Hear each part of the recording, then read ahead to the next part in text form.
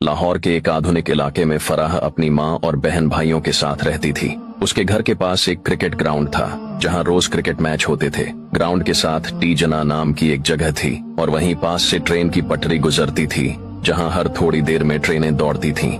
वो रोजा तो रखती मगर सारा दिन मोबाइल पर लड़कों से बातें करने और गाने सुनने में गुजार देती। घर का कोई काम न करती और जब वालिद समझाते तो मजाक में टाल देती। रोजा रखना ही बहुत बड़ा काम है, बाकी सब फजुल है। उसकी माँ भी ऐसी ही थी, दौलत को सबसे ज्यादा अहमियत देने वाली, शौहर और नेक बेटे को दबाने वाली और बेटियों को आजाद छोड़ने वाली। फराह की बहन भी उसी की तरह थी। इन दोनों को न रोजे की कदर थी न इबादत की, मगर जब घर वाले देखते तो फराह इबादत का झूठा ड्रामा करने लगती। तस्बीह हाथ में लेकर बैठ जाती ताकि सब यही समझें कि वो नेक है। फराह का बाप एक मेहनती मजदूर था जो सुबह काम पर चला जाता और रात को थका हारा घर लौटता, मगर जब वो आता तो बीवी उसके साथ नौकरों जैसा सलूक करती। वो खाने के लिए कहता तो वो तंजियां कहती, इतनी मेहनत करते हो फिर भी शिकायतें करते हो, खुद जाकर खा लो। जब वो अपनी मेहनत की कमाई घर लाता तो बीवी जबरदस्ती उसके हाथ से पैसे छीन लेती और पूछती, पूरे पैसे कहाँ हैं? एक एक रुपए का हिसाब दो। अगर शौहर कुछ पैसे अपनी जरूरतों के लिए रख लेता तो वो चीखने लगती, ये पैसे मेरे हैं, तुम्हें अपनी कमाई रखने का कोई हक नहीं। दो भाई, एक माँ का गुलाम, दूसरा बाप की तरह मेहनती फराह के दो भाई थे।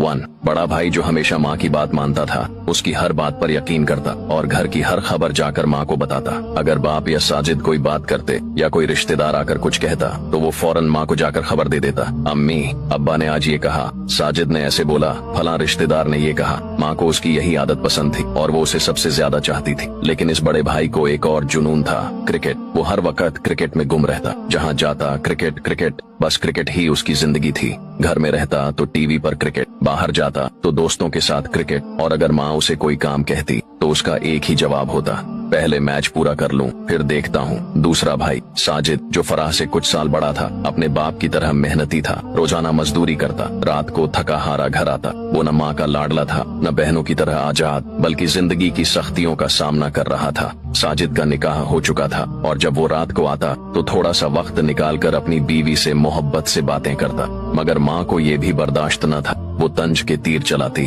अब बीवी के बगैर 2 मिनट नहीं रह सकते। माँ के लिए वक्त नहीं बचा, बस बीवी ही सब कुछ बन गई। तू भी अपने बाप की तरह बीवी का गुलाम बन गया। रमजान की खूबसूरत रात, फराह पर अल्लाह का अजाब। एक रात जब सब लोग तरावीह पढ़ रहे थे, फराह और उसकी बहन मोबाइल में मग्न थीं। अचानक फराह का जिस्म कांपने लगा, आंखों के आगे अंधेरा छा गया और वो जमीन पर गिर पड़ी। बहन खौफजदा हो गई। वो फराह के करीब आई और उसकी बेहोशी में सवाल करने लगी, फराह तुम्हें क्या हो गया? ये सब क्यों हो रहा है? कहीं तुम्हें अल्लाह के अजाब ने तो नहीं पकड़ लिया? मगर फराह कुछ न बोल सकी, उसकी जबान बंद हो चुकी थी। फराह को फौरन अस्पताल ले जाया गया। डॉक्टर ने कहा इसका इलाज मुमकिन है मगर काफी पैसे लगेंगे। माँ के चेहरे का रंग बदल गया। वो जो सारी दौलत जमा करने में लगी रहती थी, आज जब बेटी की जिंदगी बचाने का वक्त आया तो वो कहने लगी, इतने पैसे मेरे पास नहीं है, मैं ये खर्च नहीं कर सकती। बड़ा भाई भी माँ की तरह ही था, वो भी खामोश खड़ा रहा। मगर साजिद आगे बढ़ा। उसने अपनी सारी जमा पूंजी निकाली और फराह के इलाज के लिए दे दी। अल्लाह ने रहम किया और इलाज के बाद फराह ठीक हो गई।